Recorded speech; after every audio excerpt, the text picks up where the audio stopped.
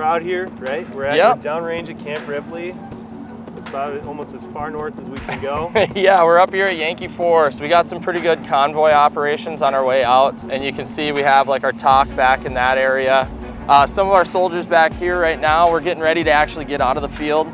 So we've been out here for about 4 or 5 days at this point. And so we got weapons cleaning back here going on. We had crew serve weapons a couple days ago. They were shooting the 50 cal and then our Mark 19, which is our fully automatic grenade launcher. So they were having a blast with that. Right now, since they fired it, they get to clean it. Specialist Kramer right here. How you doing? He's one of our supply guys. He is out here. He's really helped take charge of the supply section. Do you want to say a little bit about what we've been doing out here? You know, taking apart the weapons and making sure they're all clean is really important. I'm glad we're out here, you know, teaching some of the guys, you know, they didn't really, not a lot of them have been able to really get a hold of some of the crewman weapons, so being able to take them apart and reassemble them, it's important to know.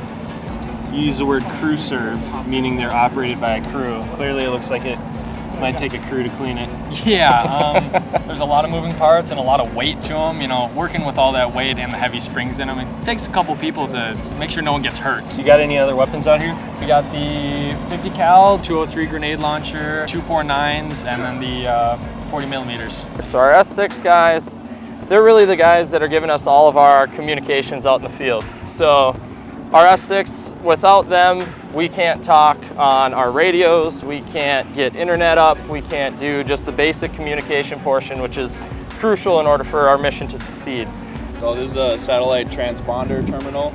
It basically lets us create our own network. We get satellite connection, and then we hook up our CPN stack, which is a bunch of network terminals, and we can create our own network. We can hook up computers, phones to it, and we can talk out to the world from here. So this can travel anywhere. This is a trailer, hook it up to a Humvee, bring our stacks, and we can make our own internet anywhere in the world. And can I ask what you do on the civilian side? I am a university student at Minnesota right now, and I'm studying for a Bachelor's of Civil Engineering.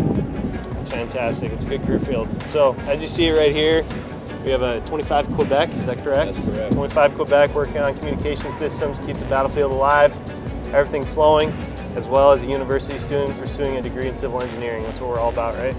So thanks for your time. Thank you.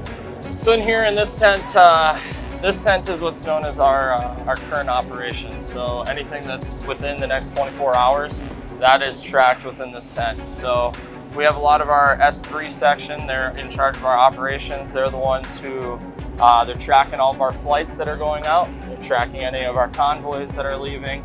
And they're making sure that we have an eyes on all of our vehicles, all of our aircraft. And if anything were to happen, any sort of emergency or anything, these guys are the ones who start the emergency procedure in the TOC.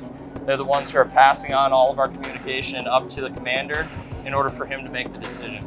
I'm a 15 Papa, which is a flight operations specialist.